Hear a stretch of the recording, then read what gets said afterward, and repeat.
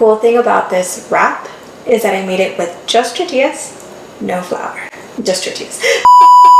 The cool thing about this tortilla is that I made it only with potatoes, zero flour. What if I told you I made the tortilla for this burrito with just one ingredient? Potatoes. I mashed them, rolled them out, and baked them, which turns them into the perfect wraps.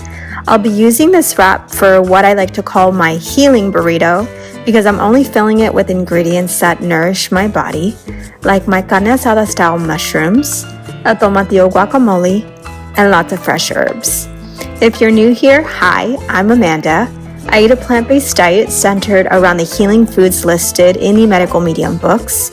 I deeply believe in the power of food to heal, and I'm here to show you how to cook using healing ingredients. So let's start with this burrito. I've got about 2.5 pounds of russet potatoes here, or around 6 medium-sized potatoes if you don't have a scale. I prefer using russet potatoes over gold potatoes for these wraps because they're starchier and have less water. Since there's no flour in this recipe, that extra starch really helps the wrap hold together, and it won't stick as much to the parchment paper when we bake it. But if all you have are gold potatoes, you'll just need to bake your wraps a little longer and handle the wraps more gently.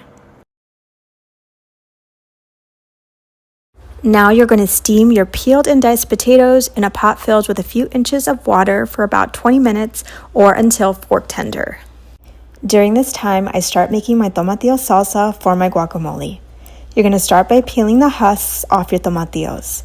They can have a waxy film that can feel a little bit sticky, which is normal, but you will want to wash them well before adding them to your blender. I'm using 3 large tomatillos, but since tomatillos can vary in size, I recommend going by the weight, which is about 12 ounces of tomatillos. I then add half an onion to my blender along with 6 garlic cloves, sometimes more, 1 whole bunch of cilantro, 1 teaspoon of dried oregano, 1 teaspoon of sea salt, and a small splash of water to help it blend. Almost forgot to add my serrano. This one was quite spicy, so I only added half. At this time, your steamed potatoes should be tender enough to mash. You're also going to preheat your oven to 375 degrees Fahrenheit. Plop those mashed potatoes over a large sheet of parchment paper and place another sheet over it. Start rolling out your wrap using a rolling pin or a bottle. And here's how we perfect the shape. Remove the top sheet of parchment and fold in each side, pressing down to crease and create a straight edge. I keep repeating this until the wrap is rolled out evenly and the edges look fairly straight. It doesn't need to be perfect, just good enough. We'll be dividing this wrap into 2, so keep that in mind so you roll it out large enough. I also like to set aside a little mashed potato at the start so I can patch any gaps as I go. Crease the wrap with the knife first, then cut. You're going to place the wraps on a large baking sheet, bake for 30 minutes, then increase the temperature to 400 and continue baking for another 10 to 15 minutes. Now I'm going to show you how I make my mushroom carne asada. You'll add 12 ounces of baby bella mushrooms to a blender, along with 2 teaspoons smoked paprika, 2 teaspoons ground cumin, 2 teaspoons garlic powder, half a teaspoon of sea salt, and 3 spoonfuls of tomatillo salsa, which if you noticed, I did not bother cleaning my blender after I made the salsa since I'm using it as a marinade here anyway. If you have a Vitamix, you'll need the stick thingy to help it blend, or as I just learned it's called, a tamper, though I still prefer stick thingy. If you don't have a Vitamix, you may need to stop your blender periodically to scrape down the sides so that it blends evenly. We're aiming for a chunky consistency, not completely smooth. And I know what this looks like, but I promise you it's going to be good. Spread the mushrooms onto a parchment-lined baking tray. I'll be using my air fryer and baking at 400 degrees Fahrenheit for about 25 minutes, making sure to give it a good mix halfway through so all sides crisp up.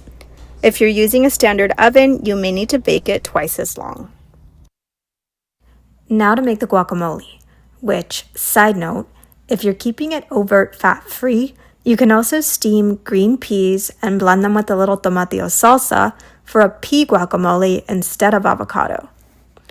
Add 1 ripe avocado to a bowl with a few spoonfuls of tomatillo salsa, but not too much since it can make your potato wrap soggy.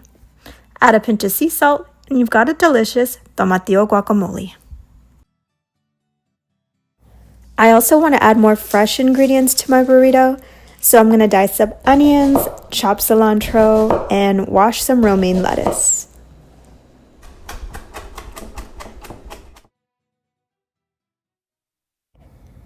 At this time, your potato wraps should be done. I like to turn it upside down onto a plate or clean surface and carefully remove the parchment paper. If it still feels like the parchment paper is sticking too much, then it likely needs a few more minutes in the oven. You can use a clean parchment paper or reuse the existing one and lay the wrap crisp side down. Add half of the carne asada mushroom, tomatillo guacamole, onions, cilantro, and romaine lettuce. Now, I never get the wrapping part perfect, so just do your best. You're basically rolling up this burrito while using the parchment paper to help hold it together. Potato wraps can be delicate, so be careful not to break it, but do snug it up tightly in the parchment paper and fold in the bottom as you roll so the filling doesn't spill out. And that, my friends, is how I make a healing burrito. So let's give her a little spin. Not only is this burrito bigger than my head, but all these flavors combined are just so delicious. You'll notice when you start eating fresh foods again, how your palate really changes. There's no mystery ingredients or foods I can't pronounce in this. I can also assure you, nothing is ever going to taste as good as Feeling Good does.